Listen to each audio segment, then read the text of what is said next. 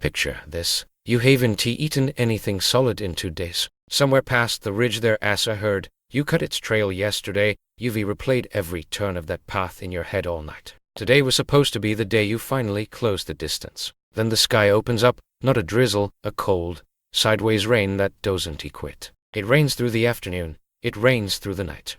By the next morning it as still coming down, and something in you starts to understand this isn't weather anymore, it as a wall. You can track anything, because the trail you memorized is now a river of mud. You can move fast across open ground either, because wet stone under bare feet is a sprained ankle waiting to happen, and out here a sprained ankle is close to a death sentence. The stream by your shelter is rising, and the fire, the one thing standing between you and the cold, between you and every predator within a mile, is starting to hiss and struggle under wet wood. This isn't boredom, this is a siege. For almost the entire span of human existence, a few days of hard rain wasn't an inconvenience. It was one of the most dangerous situations a person could be in. And what people did to survive it might have shaped us more than anything they did on the days the sun was out. Today, when it rains, you shut the window, put the kettle on, pull on a hoodie, and open YouTube. The sound of rain against glass makes you sleepy, it has the most relaxing white noise there is. But 50 years ago, that exact same sound could kill a person 3 separate ways before it even stopped. 3 ways rain could kill you. The first is cold. Wet skin loses heat dramatically faster than dry skin, by some estimates over 20 times faster once wind is added to the mix. Without clothing and without a dry shelter, a long cold rain in weather barely below 10 C could push a body into hypothermia within hours. And most of the regions our ancestors lived in got that cold at night, even in parts of Africa, during the wet season, at higher elevation. The second is flooding. Most long-term human occupation sites were caves and rock shelters near rivers or at the base of hills, exactly the terrain that funnels floodwater. Archaeologists have pulled up sediment layers inside occupied caves that show water surging through while people were living there. Some of those flood layers are thick enough that the site was never reoccupied afterward. The third, maybe the worst, is predators. Rain drives animals into shelter too, and sometimes that shelter was the same cave. At Swartkrans, in South Africa, researchers found an early hominin skull with puncture wounds in the brain case that line up almost perfectly with the spacing of a leopard's canine teeth. The paleoanthropologist C.K. Brain, who studied the site for decades, argued this wasn't an isolated case, it was a leopard's kitchen. So rain didn't just make life uncomfortable, it compressed the whole ecosystem, humans, predators, and prey, into the same small, dry pockets of ground at the same time. And in the middle of all of that, one job mattered more than anything else, keeping the fire alive. The fire problem here asks why that job was terrifying. We have solid evidence of controlled fire use going back roughly 400 years at Kizum Cave in Israel, and possibly as far back as 1,000,000 years at Wonderwork Cave in South Africa. But controlling an existing fire and creating one from nothing are 2 completely different skills, and for most of human history, a lot of people probably couldn't do the second one reliably. If your fire went out, you might not be able to relight it at all. Some groups carried embers wrapped in green leaves or packed inside tinder fungus, a hard, woody bracket fungus that can hold a smoldering coal inside itself for hours. It functioned like a biological lighter. We know this wasn't guesswork, because of the 300-year-old mummified man found frozen in the Alps. In his belt pouch he was carrying a complete fire-starting kit, tinder fungus, flint, a lump of iron pyrite for striking sparks, and spare plant tinder as backup. Even 50 years ago, losing your fire was a serious enough risk that people carried dedicated backup equipment for it. So when the rain hit, the fire came first, before shelter, before anything. Move it deeper into the cave. Shield it with hides or brush, feed it, not too much, not too little. Hunt for dead lower branches on conifers, still shielded by the canopy above, usually dry underneath even in a downpour. Split wet logs open to reach the dry wood at the core, peel birch bark for kindling, because birch bark contains a compound called betulin that lets it burn even when it is damp. For some people, an entire rainy day's job might have simply been sitting by that fire, feeding it, watching it, for hours. Because that fire wasn't a comfort, it was warmth, light, protection, cooked food, and the center of every social interaction the group had. Letting it die wasn't careless, it could be fatal for everyone. What do you do when you can't leave? You make things. The archaeological record is packed with evidence of manufacturing happening exactly where people would have been sheltering from weather. Stone tools in every stage of production, piles of tiny flaking debris concentrated in specific spots inside caves, exactly where someone would have sat near the firelight and worked for hours. At Blombos Cave, in South Africa, archaeologists uncovered a roughly 100-year-old ochre processing workshop, abalone shells used as mixing containers, ochre ground down into powder, bone tools used to stir and apply the pigment. That same cave has also produced some of the oldest deliberately pierced and strung shell beads in the world, dated to around 75 years ago, jewelry made underground, out of the weather. Bone tools that look like awls and needles start showing up in southern Africa as record around 61 years ago, and true-eyed needles, with a tiny drilled hole for thread, appear later across Europe and Asia. One of the oldest confirmed eyed needles, carved from a bird bone, was found at Denisova Cave in Siberia and is roughly 50 years old. You don't carve a needle that fine while running from something. You make it sitting still, with hours to spare. And here's where it gets genuinely strange. At Abri du Marais, a Neanderthal site in southern France, researchers found a fragment of 3-ply twisted plant fiber cord preserved on a stone tool, dated to somewhere between 41 and 52 years ago, currently the oldest direct evidence of string making anywhere in the world, and it belongs to Neanderthals, not our own species.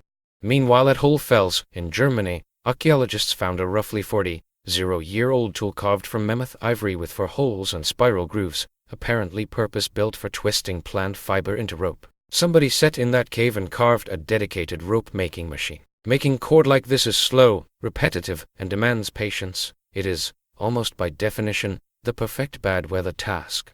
And cord changed everything downstream of it. It let people lash tools to handles, build tighter shelters, weave nets and snares, tie packs together. An enormous share of everything humans have ever built runs, somewhere upstream, through a piece of string, and that string was very plausibly first twisted by someone waiting out a storm. People were also upgrading the inside of the cave itself.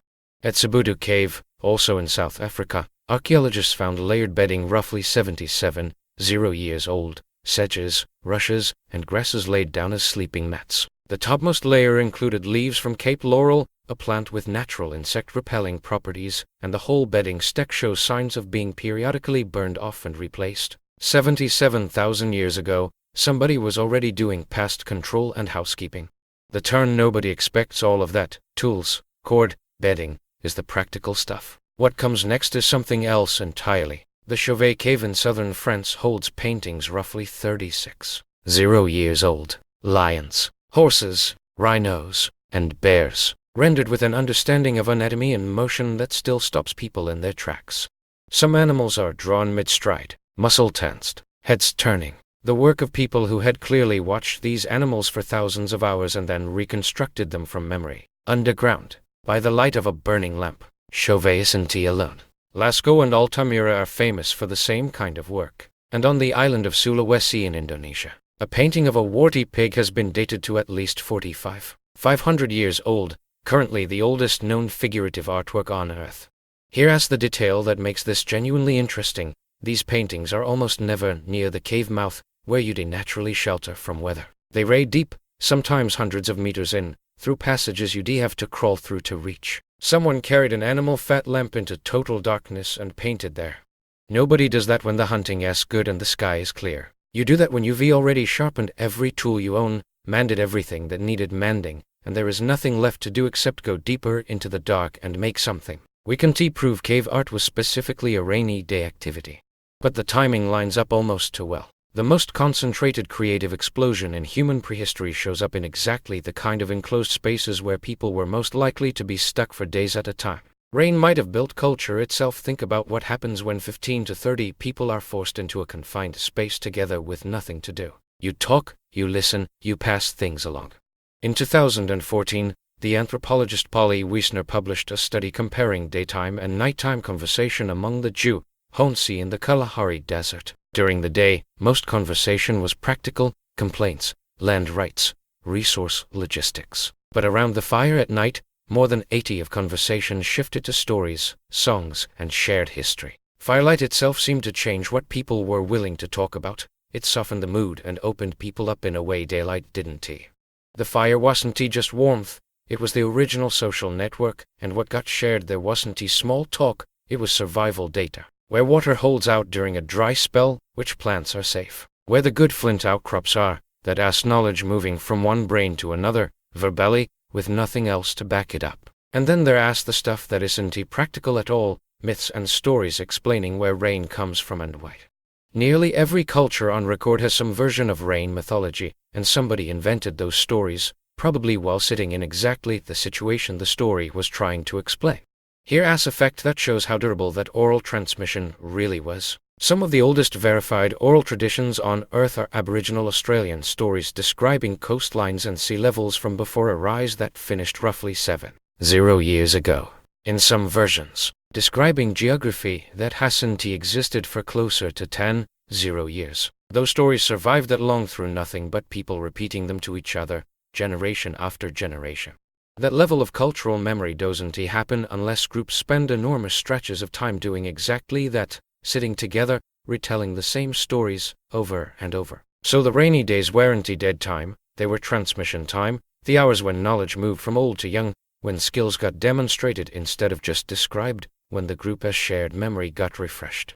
Rain wasn't always the enemy. Here as the part that usually gets left out. Rain wasn't always a threat. Sometimes it was the best possible thing that could happen. After a heavy rain, the ground turns soft, and soft ground means perfect tracking conditions. Deep, sharp prints that tell you exactly what walked past, how long ago, and how fast. Some of the best tracking windows in the world open up right after a storm passes. Rain also meant water you could collect and store.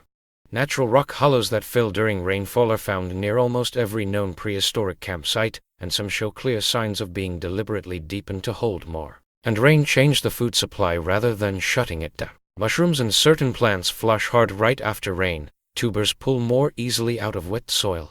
And insects, especially termites, which swarm in huge numbers after rainfall in tropical Africa, become an easy, protein-dense meal that needs no tools and no weapons, just hands. Chimpanzees do exactly this today after storms, and there's every reason to think early humans did the same, at a much larger scale. So what did they actually do? All day, in the rain, everything that mattered. They kept the fire alive, they shaped the tools for the next hunt.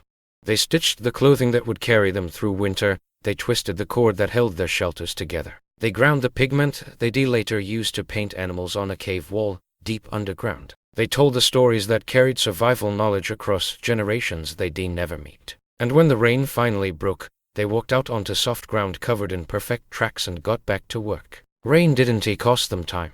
It gave them time to build everything that came next. Every tool, every stitch of clothing, every retold story, every painted animal on a cave wall, traces back to some stretch of downtime. Hours or days when nobody could go outside and there was nothing to do but sit near a fire and think. Boredom, in the way you experience it, probably didn't exist for them. Because when your survival depends on what you make with your hands in the next few hours, sitting in a cave with rain hammering outside, you don't get bored, you get resourceful, and that might be one of the biggest reasons any of us are still here.